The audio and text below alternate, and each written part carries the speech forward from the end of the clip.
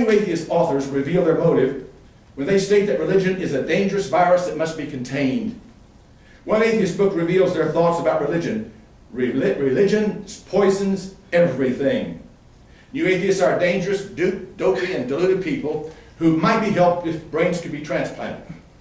Absent that, if they had a personal new birth experience with Christ, they might become tolerable in time. Atheists have every right to criticize Christians, but they do not have the right to prohibit us from teaching Bible truths. That is not going to happen. Not until shrimp learn to whistle and pigs learn to fly. In fact, that will not happen even if shrimp learn to whistle Dixie in harmony and pigs learn to fly in formation over the White House. No one will tell me what I can teach my grandchildren or anyone's children. No one. No how. No way. If it means jail time, then I'm for it. After reading atheist literature, it's clear that Christians will be fighting the battle to teach the Bible to their own children, and pastors will be fighting to teach Bible truth in the pulpit if children are present. All totalitarians try to restrict Christian parents from passing on their convictions to the next generation. Atheists are not only tasteless and tactless, but are tyrants and totalitarians. This was a major tenet of the Nazis and the communists, and as in those societies, Christians will break such laws and go to jail if necessary. Tyrants never learn. People with character know what is important and will do what is right, whatever the price. Children are important. The free world's future is revealed by the comment on parental rights by a professor of psychology at the London School of Economics. Quote, in short, children have a right not to have their minds addled by nonsense, and we as a society have a duty to protect them from it. So we should no more allow parents to teach their children to believe, for example, in the literal truth of the Bible, than we should allow parents to knock their children's teeth out or lock them in a dungeon, close quote. That's a fool. A dangerous fool, but a fool. Richard Dawkins recommends that dude because they're soul brothers, united in their hatred of God and the Bible and in fulfilling their agenda. Angry new atheists have attacked and challenged me because of my accusation that they want to remove children from the influence of parents, teachers, or preachers. However, their own books and television interviews support me and my charges.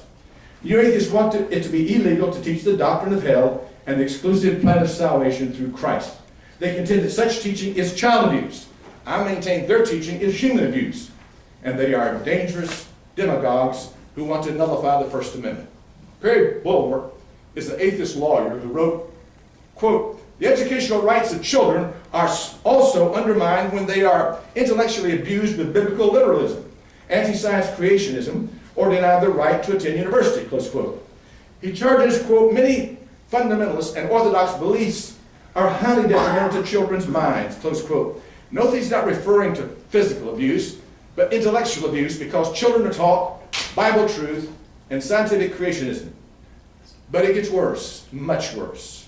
The American Atheist website clearly proved my charges when the founder, Al Stefanelli, Georgia State Director, wrote of fundamentalist Christians, quote, they don't respond to lawsuits, letters, amicus briefs, or other grassroots campaigns, and they must be eradicated, close quote.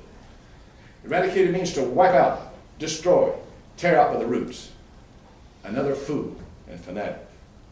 He continues to libel Christians when he lumps us with fanatics who fly planes into buildings and, quote, people being burned for witchcraft, close quote. Al is so uninformed, he doesn't know that no witch was ever burned in America, as I proved in my Ph.D. dissertation in my public book published as Pilgrims, Puritans, and Patriots, Our Christian Heritage. Nevertheless, those of us who follow Christ, who commanded us to love our enemies, even if they're jerks, must be eradicated. That's one atheist who not only is a jerk, but he's a dangerous jerk. Daniel Dennett, one of the four horsemen of New Atheism, writes, the message is clear. Those who will not accommodate, who will not temper, who insist on keeping only the purest and wildest strain of their heritage alive, we will be obliged, reluctantly, to cage or disarm, and we will do our best to disable the memes they fight for, close quote. Someone needs to inform Dennett that memes don't exist except in the wild imagination of Richard Dawkins and a few of his pathetic disciples. Richard Dawkins, the leader of the New Atheists, wrote We should work to free the children of the world from the religions which, with parental approval, damage minds too young to understand what's happening to them. Close quote. In The God Delusion, Dawkins claims that teaching children about religion, specifically the doctrine of hell, is child abuse and scars children for life. Accordingly, Dawkins states, quote, priestly groping of child bodies is disgusting, but it may be less harmful in the long run than priestly subversion of child minds. Close quote. Clearly he's saying that Bible truth is dangerous, detrimental, and destructive to children, more so than sexual child abuse. It's my opinion that his rabid bladder is destructive to everyone and is as deadly as a noxious fog. Sam Harris, one of the four horsemen of New Atheism, is not only a rabid hater of Christians and our God, but he foams at the mouth more than most. Wiping the foam from his mouth, he wrote on page 52 of The End of Faith, quote, the link between belief and behavior raises the stakes considerably. Some propositions are so dangerous that it may be ethical to kill people for believing them. That's an incredible statement.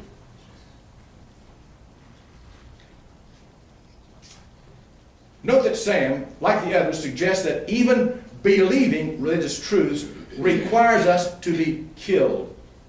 And I'm called an extremist by these dudes. That's like a skunk accusing a rabbit of having bad breath. Sam outraged even some liberals and old atheists when he suggested a preemptive nuclear strike against Muslims. I kid you not. He suggests the scenario of a Muslim state with nuclear weapons who are not deterred by the surety of U.S. retaliation that would kill millions of Muslims. Quote, in such a situation, the only thing likely to ensure our survival may be a nuclear first strike of our own.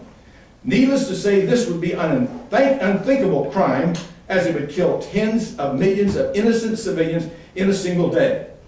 But it may be the only course of action available to us given what Islamists believe. Close quote. Now, folks, I have strong opinions about radical Muslims, as I express in my book, Islam, America's Trojan Horse. But to drop a nuclear bomb on innocent people is insanity. And fundamental Christians are called dangerous? Folks, the barbarians are not at the gates, they're within the gates.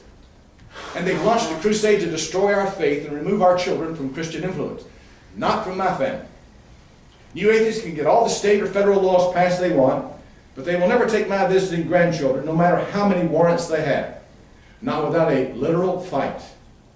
Nor will anybody keep me from teaching Bible truth without a literal fight. America's in deep trouble when you realize that there's still a fool in every corner, a clown in every public office, and every village has not one but several idiots. Plus, there are numerous tyrants and totalitarians lounging down at the Angry Atheist Association. We used to laugh at them. Now we're in a life and death struggle with them. Our children are in their sights. That puts those emissaries from hell in my sights.